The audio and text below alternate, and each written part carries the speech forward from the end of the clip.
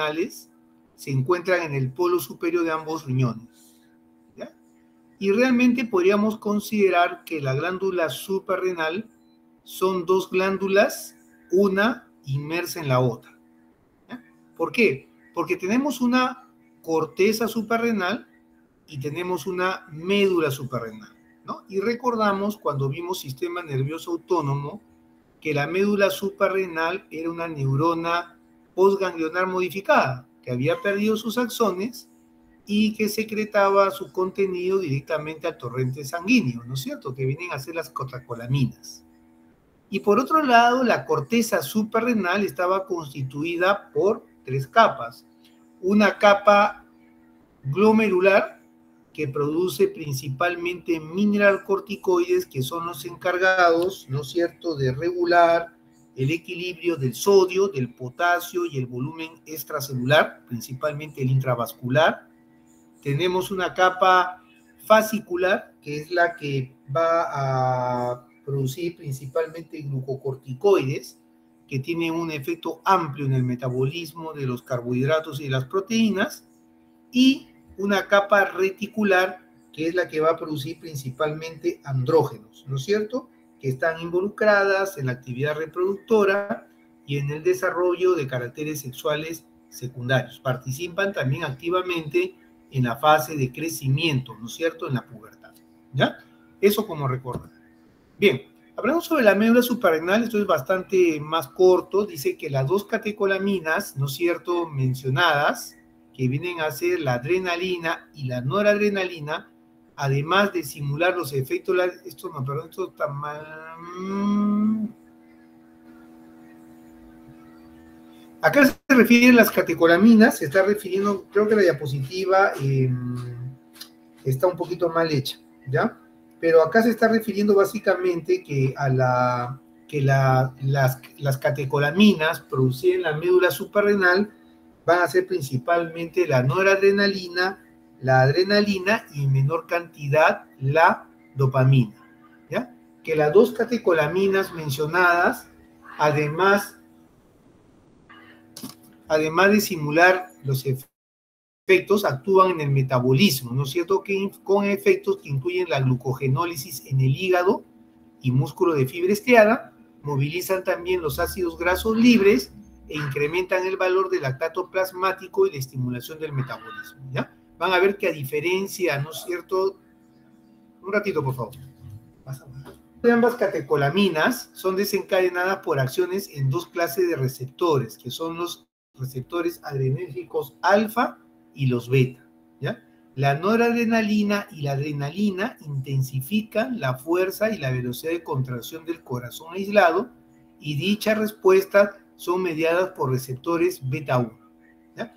O sea, cuando nosotros habíamos hablado de las hormonas tiroideas, ¿no es cierto?, que aumentaban la contracción, la fuerza de contracción del corazón, es porque las hormonas tiroideas favorecen, ¿qué cosa?, la expresión de receptores beta-adrenérgicos de tipo 1, ¿ya? Como dice acá, intensifican la fuerza y la velocidad de contracción del corazón aislado, y dichas respuestas son mediadas por receptores beta 1.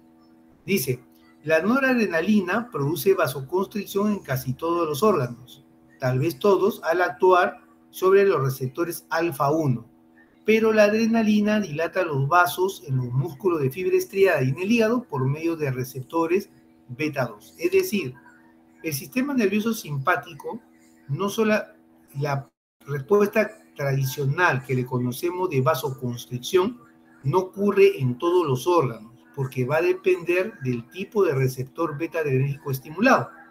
¿Sí? Produce vasoconstricción porque en la mayor parte de los tejidos tenemos receptores alfa 1. Por ejemplo, los vasos sanguíneos tienen receptores alfa 1. Por tanto, la descarga, ¿no es cierto?, de las catecolaminas produce vasoconstricción. Sin embargo, dice que en el músculo estriado y el hígado, la descarga simpática no produce vasoconstricción, sino que produce vasodilatación, porque en estos órganos vamos a encontrar receptores del tipo beta 2. Dice también, estas dos catecolaminas agudizan el estado de alerta, ambas tienen igual potencia en ese sentido, si bien en los seres humanos la adrenalina suele desencadenar ansiedad y miedos más intensos. Recordemos, ¿no es cierto?, que la médula suprarrenal forma parte del sistema nervioso autónomo, de la rama simpática, que es la que nos prepara, ¿no es cierto?, para las situaciones de estrés, o sea, para enfrentar situaciones de huida o de defensa. Luego dice que las catecolaminas llevan a cabo acciones diferentes que modifican la glucosa sanguínea. La adrenalina y la noradrenalina causan glucogenólisis, y dicho efecto lo logran a través de receptores adrenérgicos beta. Además, las catecolaminas incrementan la secreción de insulina y de glucagón por medio de mecanismos adrenérgicos beta e inhiben la secreción de ambas hormonas por procesos adrenérgicos alfa. Volvemos a repetir, ¿no es cierto? La acción, la descarga, ¿no es cierto?, simpática va a producir respuestas dependiendo del receptor beta adrenérgico que se encuentre, ¿ya? Si, por ejemplo, de eso lo vamos a detallar más, ¿no es cierto?, cuando veamos la parte de insulina, ¿no? Dice acá que al actuar sobre mecanismos adrenérgicos beta, inhibe, estimula la secreción de insulina, ¿no? Y le inhibe cuando, ¿no es cierto?, ocurre la secreción por la estimulación de los adrenérgicos alfa. Pero lo vamos a dejar ahí, lo vamos a ver más cuando veamos la parte de insulina, cuál es la estimulación adrenérgica fisiológica y cuál es la que se ocurre cuando se aplican medicamentos, ¿ya? Bien, asimismo, la adrenalina y la noradrenalina elevan el metabolismo. Un momentito, ¿alguna pregunta hasta ahí, doctores? ¿Ya? Lo que ocurre en situaciones fisiológicas en cuanto a la secreción, por ejemplo, de glucagón y de insulina, es la estimulación de los receptores beta adrenérgicos. Es decir, las catecolaminas en condiciones fisiológicas incrementan la secreción de insulina y de glucagón, ¿ya? Y y la estimulación de los receptores alfa adrenérgicos que le inhiben es cuando se utilizan medicamentos de por medio, ¿ya? Esa es la idea que vamos a tener. Lo que es fisiológico es la estimulación de los receptores beta y por tanto aumenta la secreción de glucagón y de insulina. Vamos a hablar ahora, ¿no?, sobre las hormonas de la corteza suprarrenal. Recordar que las hormonas esteroideas provienen de este núcleo ciclopentano peridronafentantreno, que viene a ser el colesterol, y vamos a ver que las hormonas esteroideas que se originan del colesterol, que tiene 27 carbonos, van a presentar tres tipos de derivados. Van a presentar los derivados pregnanos, ¿no es cierto?, que están formados por 21 carbonos y tenemos como ejemplo la progesterona y el cortisol y también los mineralcorticoides. Perdón un ratito. Tenemos los derivados androstanos que están constituidos por 19 carbonos que están representados por los estrógenos, ¿no? Y tenemos estos derivados estranos que están constituidos por 18 carbonos y son los estrógenos. A nivel de la corteza suprarrenal vamos a encontrar principalmente derivados pregnanos, ¿sí?, que son producidos a nivel de la capa glomerular y de la capa fascicular, es decir, se forman corticosteroides, mineralcorticoides, a nivel y de la capa fascicular, reticular, en donde se van a producir estos derivados androstanos que vienen a ser los andrógenos, ¿no? Bien, los principales, como hemos mencionado, los principales corticosteroides, ¿no es cierto?, desde el punto de vista endocrinológico, vienen a ser, como hemos mencionado ahí, el cortisol, vienen a ser la aldosterona, vienen a ser también los andrógenos, como viene a ser el sulfato de epiandrosterona, y no figura ahí la androstenediol, ¿ya? Entonces, a nivel de la corteza, se producen numerosos corticosteroides, como por ejemplo la desoxicorticosterona, pero lo que nosotros nos vamos a centrar es principalmente en qué, nos vamos a centrar en el cortisol, nos vamos a centrar en la aldosterona, en el sulfato de hidroepiandrosterona y la androstenediona. ¿Cómo tiene lugar, no es cierto, la síntesis de las hormonas esteroideas? ¿Ya? Esto ocurre en parte por la acción de ¿quién? De la hormona de la adrenocorticotropina. ¿Sí? Miren, hemos visto que el colesterol viene a ser el precursor, ¿no es cierto?, de las hormonas esteroideas. Parte o sea, es tan importante que cuando el colesterol no puede ser, y no se satisfacen las demandas por la dieta, el cuerpo sintetiza su propio colesterol aparte del acetato. Entonces, vemos acá que a nivel de tenemos que cuando la adrenocorticotrofina se une a su receptor que está ubicada en la corteza suprarrenal. Perdón un ratito, doctor. Miren, acá estamos representando, primero, recordar siempre, ¿no?, que las hormonas esteroideas derivan del colesterol, y el colesterol puede provenir de la dieta o puede ser un colesterol endógeno que se sintetiza a partir del acetato. ¿Ya? Habíamos visto, cuando les expliqué que tienen que recordar cómo es el eje hipotálamo hipoficiario, glándula periférica, que la corteza suprarrenal va a ser estimulada por la AZH que se forma en la adenohipófisis. ¿Ya? Esta AZH se va a unir a su receptor, que es un receptor acoplado a la proteína G, y por una serie de reacciones, como hemos visto, se va a formar este adenosín monofosfato cíclico, y este adenosín monofosfato cíclico va a activar esta proteína sinasa, que lo que hace es activar una enzima, ¿no es cierto?, que se llama la éster de colesterol hidrolasa, que lo que va a hacer es catalizar o acelerar la formación, ¿no es cierto?, de colesterol libre en gotitas de líquido, ¿sí? O sea, este éster de colesterol hidrolasa lo que hace es formar gotitas de lípido, ¿ya? Y estas gotitas de lípido lo que va a hacer es ser transportado ¿hacia dónde? Hacia la mitocondria, por la acción, ¿no es cierto?, de una enzima que es la colesterol desmolasa. ¿Ya? A nivel de la mitocondria, ¿sí?, el colesterol, por acción de 10 a 17 hidroxipregnenolona, va a ser convertido en pregnenolona. ¿Sí? Y esta pregnenolona va a formar, ¿no es cierto?, progesterona, en una reacción que va a ser catalizada por la hidroxiesteroide beta deshidrogenasa. Vamos a quedarnos acá.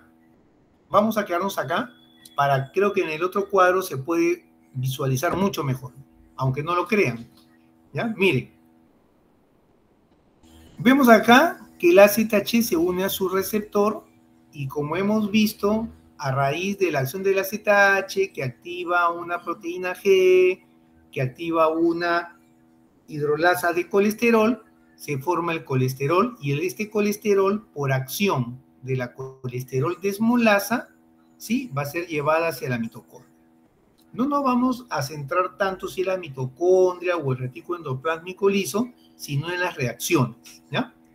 Miren, esta pregnenolona que se ha formado del colesterol a nivel de la capa reticular, por acción de la 17-alfa hidroxilasa, mejor me voy acá, vamos acá, más fácil, ¿ya? El colesterol, por acción de la colesterol desmolasa, va a pasar, ¿no es cierto?, hacia la corteza suprarrenal. Entonces, en la corteza suprarrenal, esta pregnenolona, por acción de la 3-hidroxi-3-beta deshidrogenasa, va a ser convertida también en progesterona. ¿Ya? Miren, entonces tenemos la pregnenolona, por acción de la hidroxiesteroide 3-beta deshidrogenasa, va a ser convertida también en progesterona. A nivel de la capa reticular, ¿sí? Se va a expresar la 17-alfa hidroxilasa. Y esta 17-alfa hidroxilasa lo que hace es que esta prenenolona y esta prenenolona me forme 17-hidroxiprenenolona y que esta progesterona me forme 17-hidroxiprogesterona. Estas enzimas, la 17-alfa hidroxilasa, solamente se expresa a nivel de la capa reticular, de modo que de estos precursores que son la prenenolona y la progesterona, se va a formar 17-hidroxiprenenolona y 17-hidroxiprogesterona. Estos productos, seguimos en la capa reticular, por acción de la 17-20 liasa, me va a dar lugar a la dehidroepiandrosterona, que por acción de la sulfatosinasa me va a formar el deasulfato, dehidroepiandrosterona sulfato, y me va a formar la androstenediona, que constituye los principales andrógenos suprarrenales que son formados en la capa reticular. ¿Ya? Por otro lado, hemos visto que se ha formado 17-prenenolona, ¿no es cierto? Se ha formado progesterona, ¿no es cierto? A este nivel, esta 17-hidroxiprenenolona también ha sido convertida en 17-hidroxiprogesterona por acción de esta 3-beta-hidroxihidrogenasa. Pero, ¿qué ocurre a nivel de la capa fascicular? En la capa fascicular no hay mucha expresión, ¿no es cierto?, de la 17-alfa hidroxilasa ni de la 17-20 liasa, sino que se expresa la 21-beta hidroxilasa. Y lo que me hace la 21-beta hidroxilasa es transformar, ¿no es cierto?, esta progesterona en 11-desoxicorticosterona, ¿sí? Y esta 17-hidroxiprodigesterona en 11-desoxicorticol. Y asimismo, en esta capa fascicular se expresa la 11-beta hidroxilasa, que me convierte la 11-desoxicorticosterona en corticosterona y el 11-desoxicortisol en cortisol. ¿Ya? Como habíamos dicho en la teoría, las hormonas peptídicas, como es la insulina, por ejemplo, se van a formar de un gran precursor, que es la preprohormona, que va experimentando escisión de cadena de aminoácidos hasta dar la hormona activa que tiene menor tamaño molecular. Las hormonas esteroideas se forman a partir del colesterol.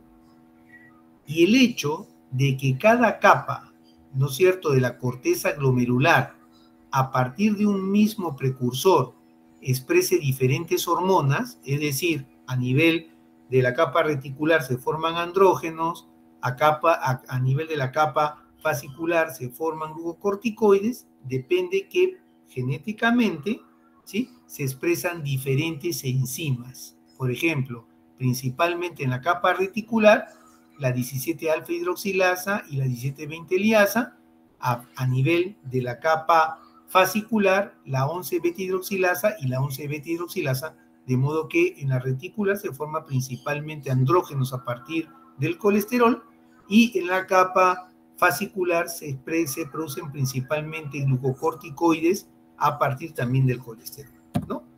Y aquí, solamente para mencionar que en lugar de la 11-alfa hidroxilasa, a nivel, ¿no es cierto?, de la corteza de la capa glomerular, lo que se expresa, ¿no es cierto?, va a ser ¿qué cosa? La aldosterona sintasa, que lo que va a hacer es convertir,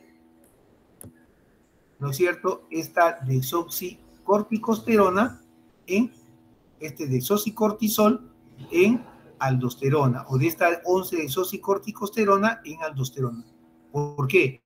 Porque la capa glomerular que produce aldosterona no expresa 11-beta hidroxilasa, sino aldosterona sintasa.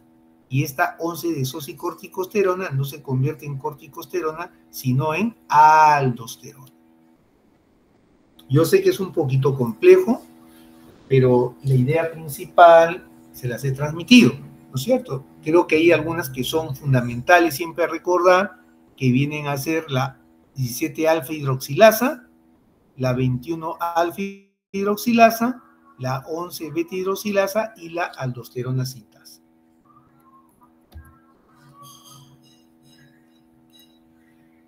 No sé si hay alguna pregunta hasta ahí, doctores. ¿Alguna pregunta?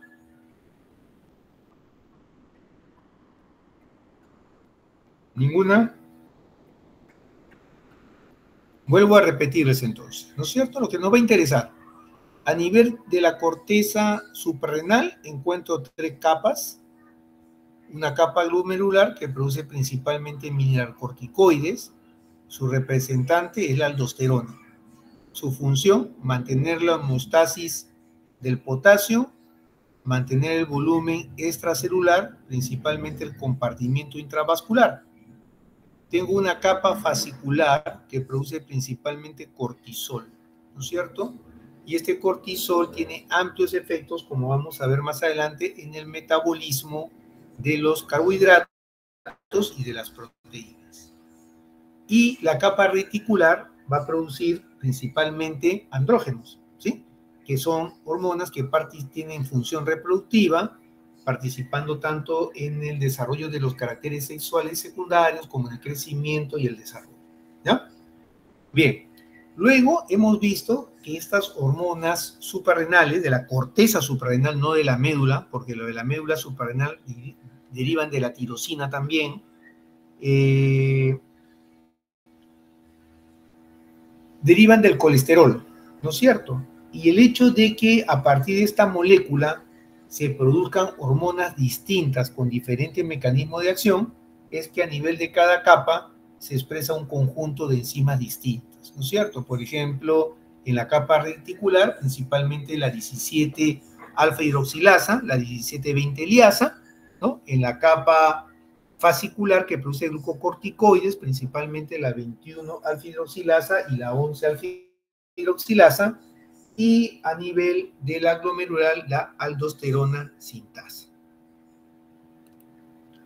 ¿Alguna pregunta, doctores? Bien, entonces Doctor, una consulta, por favor. ¿Sí?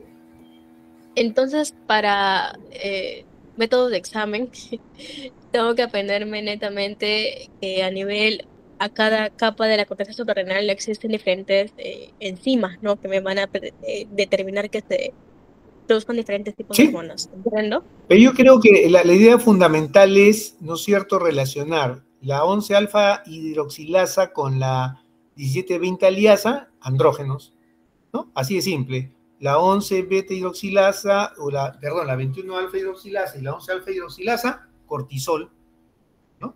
Y la aldosterona sintasa con aldosterona, ¿ya?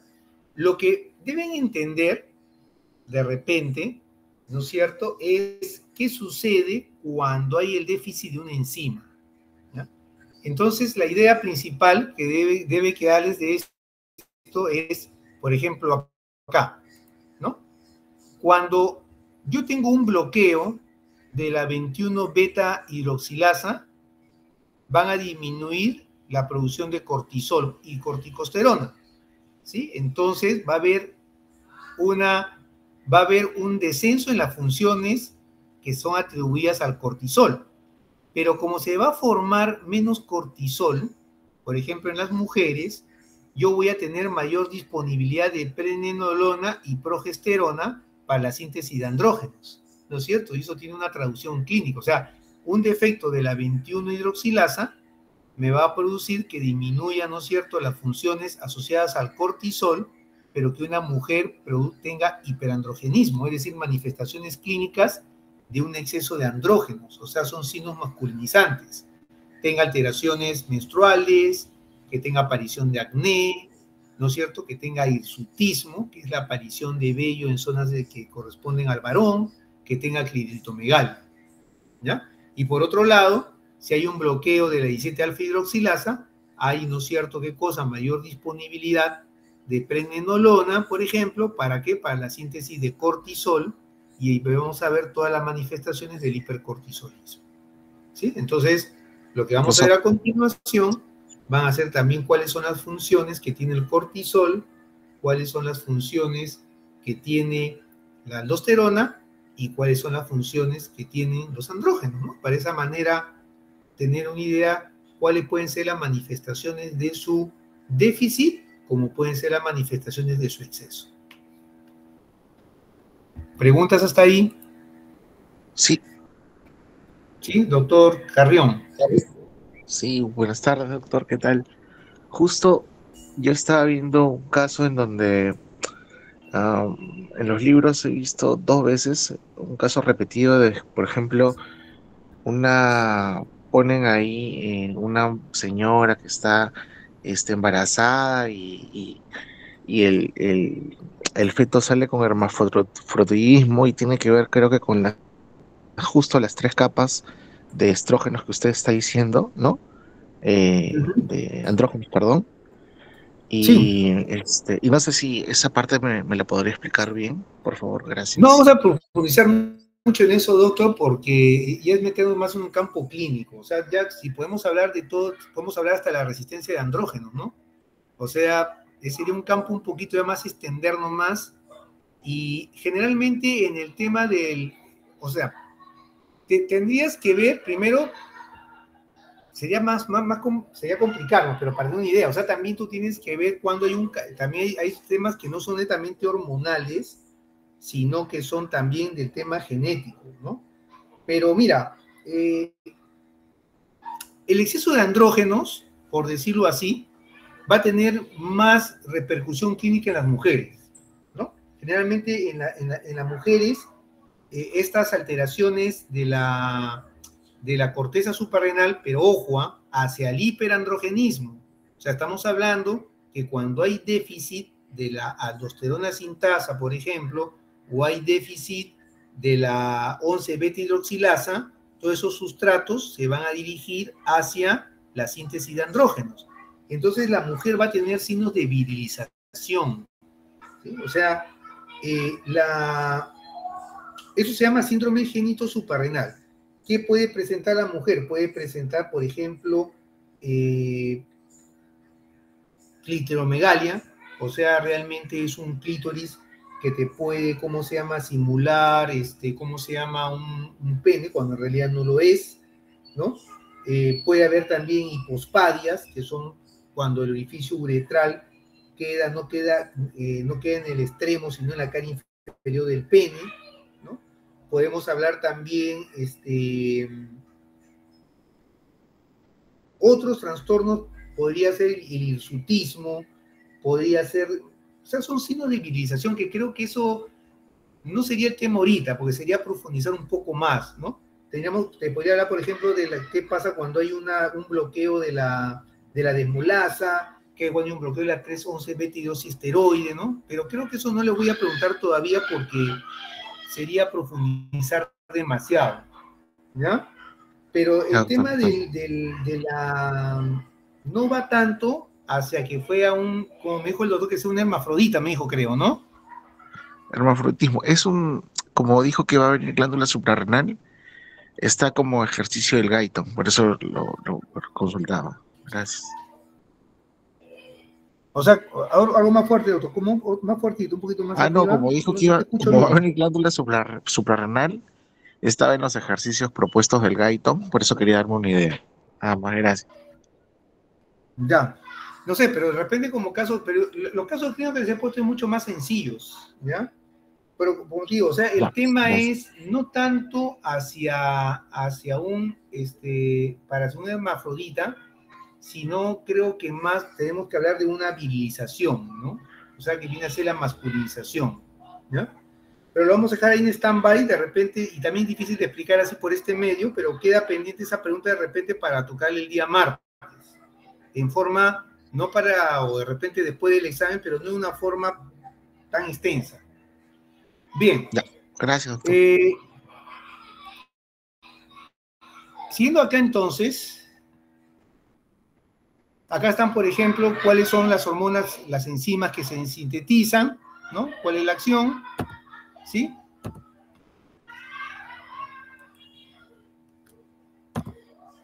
Lo que hemos visto. Y acá, ahora, hemos visto cómo se sintetizan, ¿no es cierto? Ahora, Miren, una idea que nos quiere quedar siempre, ¿ya?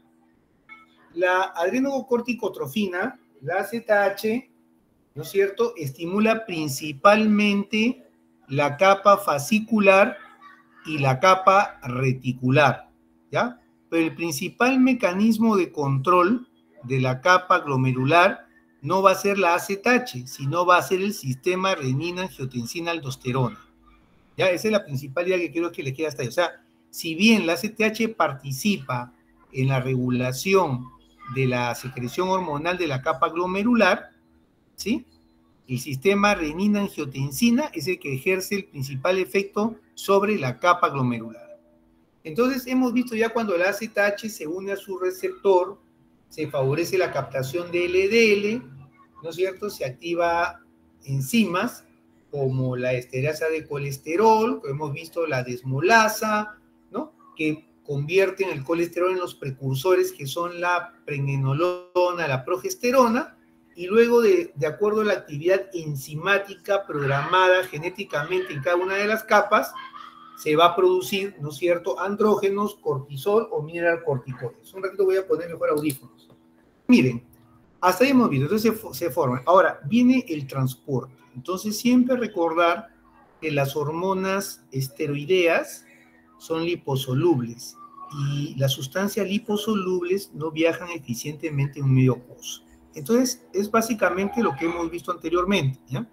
Las hormonas esteroideas tienen que viajar unidas a proteínas de transporte, ¿sí? Y como hemos mencionado también cuando hemos hablado de hormonas tiroideas, y ustedes lo ven acá, el mayor porcentaje del cortisol viaja unida a proteínas. Y menos del 1%, casi el 0,1%, lo hace en forma libre.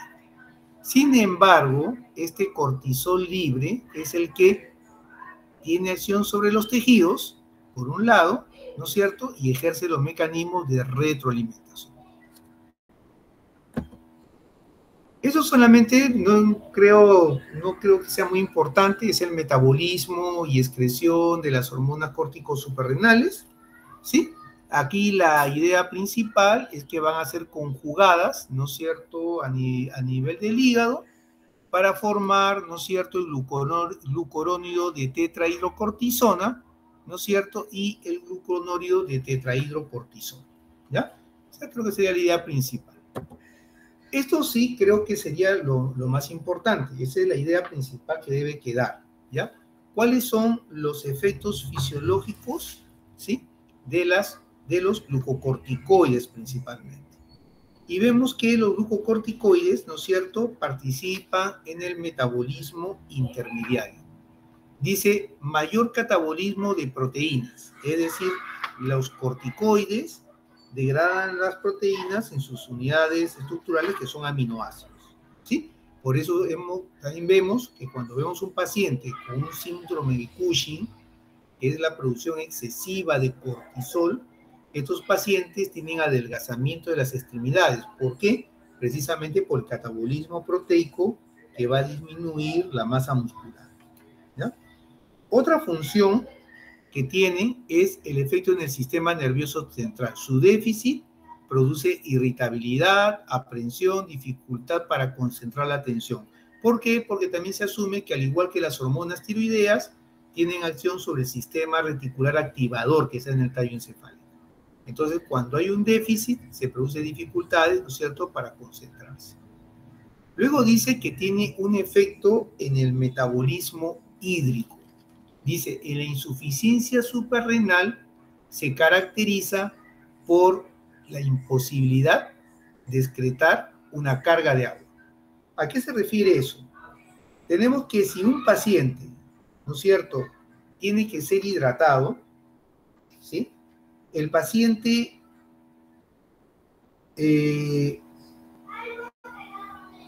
sufre una especie de intoxicación hídrica, por decirlo así, ¿no? Es decir, el paciente no puede eliminar, ¿no es cierto?, esta sobrecarga que se le da de agua. Y este déficit se suprime solamente con la aplicación de los glucocorticoides. Entonces, ¿cuál es no está bien esclarecido, ¿no es cierto?, por qué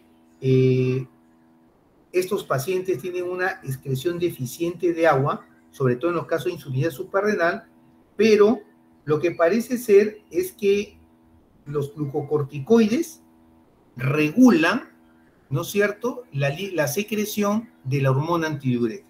O sea, cuando nosotros tenemos un paciente con insuficiencia suprarrenal, es un paciente, como van a ver de repente desarrollar el caso clínico, una enfermedad de Addison, se le ha destruido el 90% de las glándulas suprarrenales, tienden a hacer hipotensión, ¿no es cierto?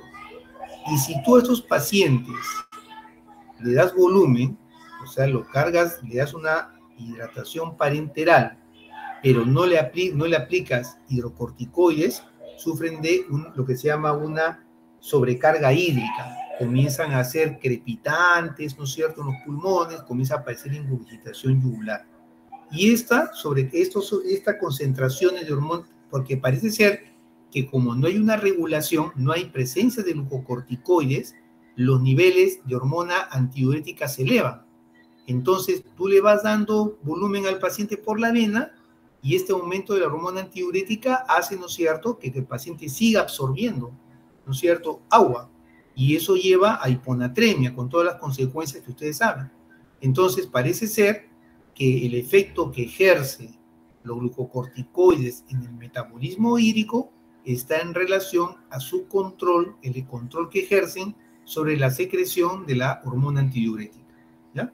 Luego dice que tiene un efecto en células hemáticas y órganos linfáticos. Me voy ahora acá. Me salté. Estimula el catabolismo de proteínas, pero también estimula la glucogénesis y la neoglucogénesis hepática. ¿Alguien sabe lo que es la neoglucogénesis? ¿Qué es la neoglucogénesis? Creo que podría ser una nueva formación de glucógeno, doctor. De glucógeno no. Es la formación de glucosa, pero no a partir del glucógeno, sino a partir de aminoácidos o ácidos grasos, ¿ya?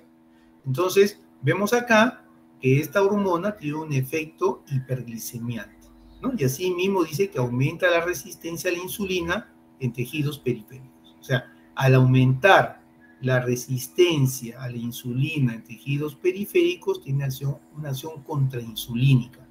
Entonces, es una hormona principalmente catabólica. Favorece la degradación de proteínas, ¿no es cierto? Degrada también los triglicéridos, probablemente en ácidos grasos libres, y la mayor disposición de ácido graso y aminoácido libre favorece la neoglucogénesis, es decir, la formación de glucosa a nivel del hígado, ¿ya? Luego dice que tiene un efecto en células hemáticas y órganos linfáticos, disminuye el número de eosinófilos circulantes, aumenta el número de basófilos, neutrófilos, plaquetas y eritrocitos, y también disminuye la cifra de linfocitos circulantes. Reactividad vascular. En animales con insuficiencia suprarrenal, ¿no es cierto?, las fibras lisas de la vasculatura no reaccionan a las catecolaminas. Esto se llama, o sea, cuando una hormona no ejerce un efecto directo, pero su participación es indispensable porque probablemente potencia la acción de las otras, se llama acción permisiva, ¿no es cierto? Es como la hormona tiroidea a nivel del cardiomiocito. No tiene una acción directa, pero potencia la acción de las catecolaminas al permitir mayor expresión de receptores beta, ¿sí? Acá también, probablemente, ¿no es cierto?, lo que hacen estos glucocorticoides es favorecer la expresión de receptores alfa-adrenérgicos, ¿no es cierto?, con lo cual el tejido muscular liso de los vasos se vuelve más reactivo a las catecolaminas, ¿no? Acción permisiva, bueno, a lo que habíamos mencionado anteriormente, se requiere pequeñas cantidades de glucocorticoides para que se produzcan diversas reacciones metabólicas, aunque aquellos no lo hagan por sí mismos. Y la resistencia a los tipos de estrés, entonces son ¿cómo se llama?, hormonas de estrés, ¿ya? Pero no se refiere, pues, a un estrés, por decirlo así, emocional, ¿no?, sino que se refiere a cualquier modificación en el entorno que cambia un estado dinámico óptimo previamente existente, ¿ya? Pero creo que la acción más conocida de los glucocorticoides viene a ser su acción en el metabolismo intermediario. Precisamente participan en el metabolismo de carbohidratos y proteínas principalmente, o una acción catabólica, ¿no es cierto? Favoreciendo la degradación de proteínas y favoreciendo también, ¿no es cierto?, el aumento de glucosa en sangre. Esta viene a ser la hormona reguladora, quien secreta la secreción de cortisol, viene a ser la AZH, que como ya hemos visto, ¿no es cierto?, es producida a nivel de la hipófisis.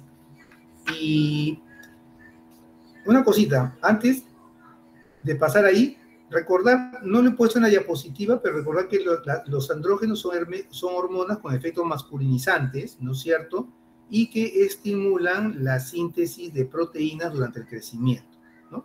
También recordar, ¿no es cierto?, que la secreción de los andrógenos a nivel de la glándula suprarrenal está regulada principalmente por la adrenocorticotropina y no por las gonadotropinas, ¿ya? Y que las principales hormonas andrógenos suprarrenales vienen a ser la dehidroepiandrosterona sulfato y la androstenediona, ¿ya? Bien. ¿Qué más? ¿Qué más? Bien. Entonces, acá, esta es la ZH. Lo interesa que les quede es de que estimula la producción de cortisol y de andrógenos a nivel de la corteza suprarrenal, ¿ya? Que tienen, generalmente hemos visto cuando hemos hablado de las hormonas tienen una secreción pulsátil, es decir, se producen en pulsos, ¿no? Y cuando la frecuencia de estos pulsos se presenta en mayor número en un lugar del día, hablamos de un ritmo circadiano. Y el ritmo circadiano más conocido es el del cortisol. O sea, nosotros vemos acá un cuadro, ¿no?, en lo que está representado, ¿no es cierto?, tanto la AZH como el cortisol. Y vemos que a la hora de la mañana, la producción de cortisol es mayor que durante la noche. Por eso decimos que el cortisol tiene un ritmo circadiano, ¿no es cierto?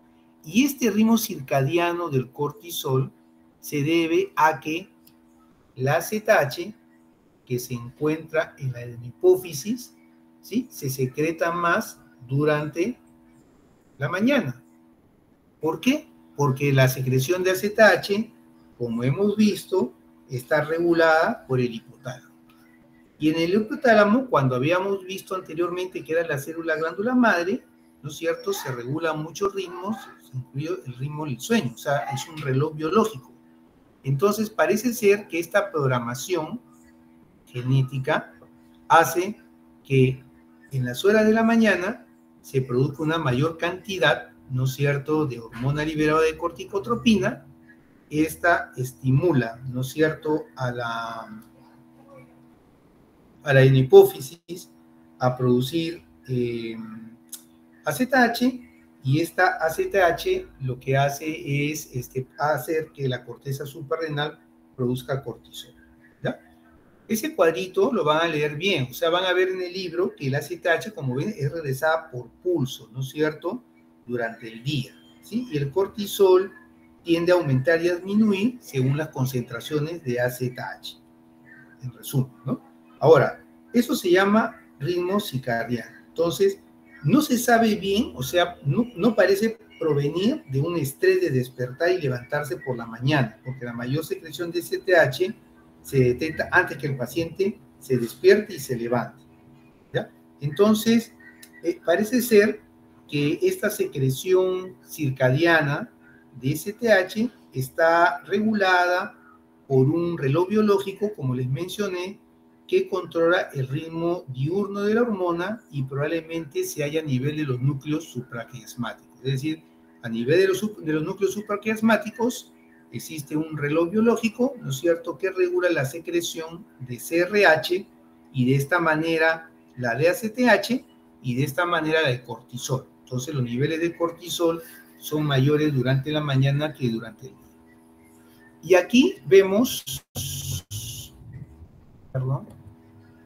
aquí vemos cómo ocurre, ¿no es cierto?, cómo se regula la secreción de del eje hipotálamo, hipófisis, corteza suprarrenal, ¿no es cierto? Vemos acá el hipotálamo, pero este hipotálamo, como ven, debido a sus múltiples conexiones, es regulado por numerosos impulsos, ¿sí? Por ejemplo, por emociones percibidas por el sistema límbico, ¿no es cierto? Por impulsos que provienen de un ritmo circadiano, ¿no es cierto? Por estímulos aferentes provenientes del núcleo solitario, traumatismos percibidos por las vías nociceptivas de la vía del dolor, ¿no?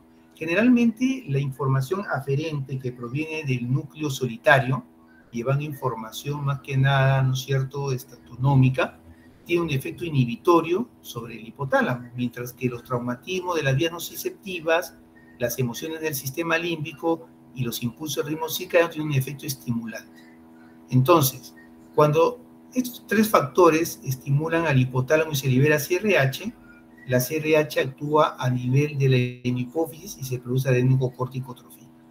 Se libera adenocorticotrofina, que actúa a nivel de la corteza suprarrenal, produciendo principalmente la secreción de cortisol y andrógenos, ¿no es cierto? Y estos ejercen su efecto sistémico, principalmente la fracción libre. Pero vemos también cómo, ¿no es cierto?, este cortisol ejerce un efecto inhibitorio sobre la adenohipófisis y sobre el hipotálamo, de modo que todo este sistema entra nuevamente en equilibrio, ¿ya?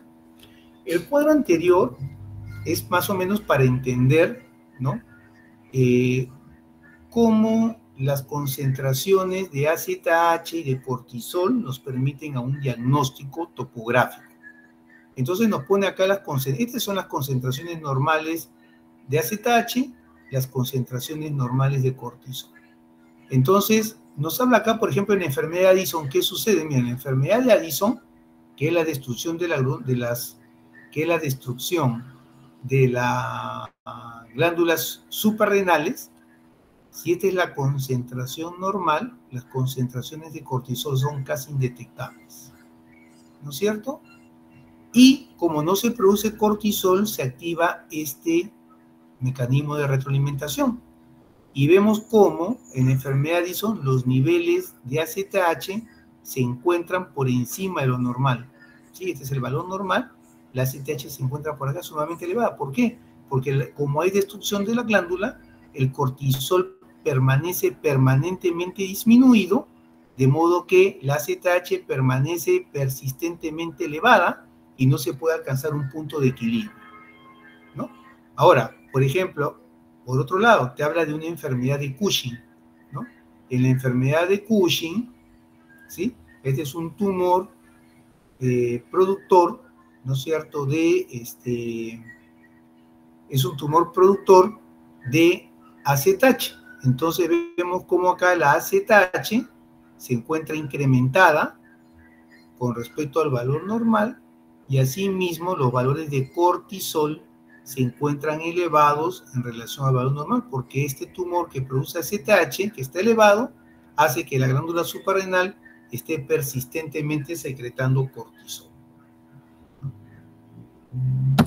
En cuanto acá, nos habla, ¿no es cierto?, para entendernos por qué cuando cuando un paciente, generalmente por automedicación, toma persistentemente corticoides, ustedes no pueden suprimirlos en forma brusca, ¿ya? Lo que sucede, vuelvo a repetirles, es de que las glándulas hipoficiarias, las hipotalámicas hipoficiarias, tienen un efecto trófico sobre las glándulas periféricas, ¿no es cierto? Cuando ustedes toman prednisona o dexametasona por largo tiempo, es como que estuvieran tomando cortisol. Entonces, lógicamente, esta elevación del cortisol hace que la secreción de AZH se suprima. La AZH, habíamos dicho, también es un factor de crecimiento. Entonces, al estar la AZH suprimida, las glándulas suprarrenales se atrofian, ¿no? Lógicamente que el paciente no tiene manifestaciones porque está tomando cortisol de afuera en forma de dexametasona y en forma de prednisona. El problema es cuando el paciente lo suspende bruscamente, porque cuando lo suspende bruscamente, estas glándulas están atróficas, no producen cortisol y el paciente pasa a ser un cuadro de emergencia que es una crisis addisoniana. En otras palabras, pasa a ser una enfermedad Addison descompensada. Entonces, mira lo que te muestra acá. Después de transcurridos los meses de interrumpir la utilización de glucocorticoides, tenemos, ¿no es cierto?, una ACTH baja y tenemos un cortisol bajo. Sin embargo, ¿no es cierto?, cuando ustedes suspenden los corticoides, ven cómo la ACTH comienza a subir, ¿no? A pesar de que la producción de cortisol sigue baja. O sea, que esta ACTH comience, ¿no es cierto?, a subir, significa que la hipófisis comienza a recuperarse de la supresión, ¿no? Y vemos que incluso pasan los meses, ¿no es cierto?, y esta ACTH alcanza valores hasta por encima de lo normal. Y después, cuando ya se ha alcanzado los valores de normalidad de la ACTH, vemos cómo el cortisol comienza a subir. Esto refleja recuperación, ¿no es cierto?, de la corteza suprarrenal. O sea, esta elevación de la ACTH que estuvo suprimida por los corticoides hace que la glándula suprarrenal vuelva a recuperarse y vuelva a incrementar su producción de cortisol, ¿ya? Entonces, lo que quiere decir ahí es que cuando ustedes tienen tomando a un paciente corticoides por largo tiempo, no pueden suprimir los corticoides en forma brusca, sino que tienen que hacerlo paulatinamente para que la hipófisis pueda recuperarse, vuelva a producirse ACTH y esas glándulas suprarrenales que están atróficas vuelvan a producir cortisol en cantidades normales. Aquí vamos a hablar de la aldosterona, ¿ya? ¿Qué me interesa? Esto es profundizar. No me interesa tanto estos factores transcripcionales, sino que quiero lo puntual, ¿ya? Ya hemos visto más de una vez en la clase de teoría, ¿no?, que cuando disminuye la perfusión renal, esto, o sea, cuando el paciente tiene una hemorragia, por ejemplo, hay hipovolemia, ¿no? Entonces, la disminución del volumen sanguíneo circulante produce que hay una disminución de la perfusión renal.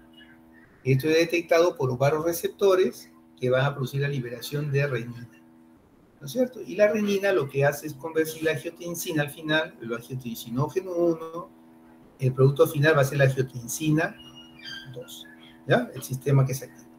Y la angiotensina 2, a nivel de la corteza suprarrenal, va a estimular la liberación de aldosterona. ¿Cómo va a tratar la aldosterona, ¿no es cierto?, de restituir el volumen intravascular? Es decir, restablecer la volemia mediante la absorción de agua a nivel de los túbulos colectores. ¿Cómo lo hace? La aldosterona se une a su receptor, ¿sí? Y lo que va a producir, hemos dicho que la aldosterona es una hormona esteroidea que actúa como factor de transcripción. Lo que va a ocurrir acá es que al unirse la aldosterona a su receptor, se va a producir una respuesta, ¿no es cierto? Esta proteína que viene a ser la SKJ1. Y lo que va a hacer esta SKJ1 es producir, ¿no es cierto? No, esto no. A ver, vamos a ubicarnos. Aldosterona, núcleo de respuesta transcripcional, ¿no es cierto?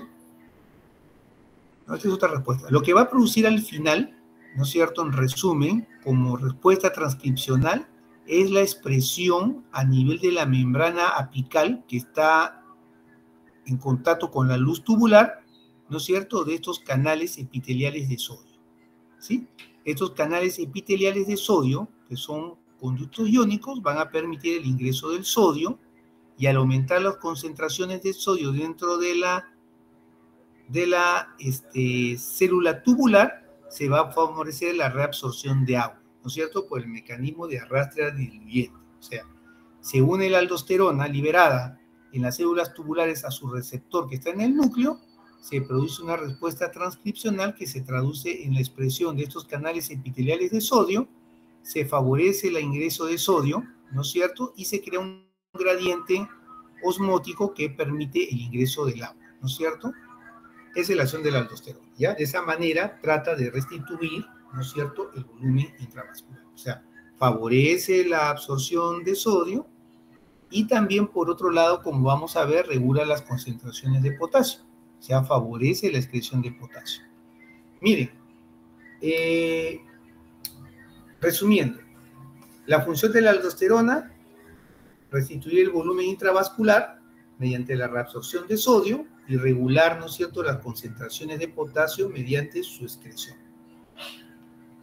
En sí, la aldosterona no regula las concentraciones de sodio, ¿sí? O sea, los regula, pero miren la situación.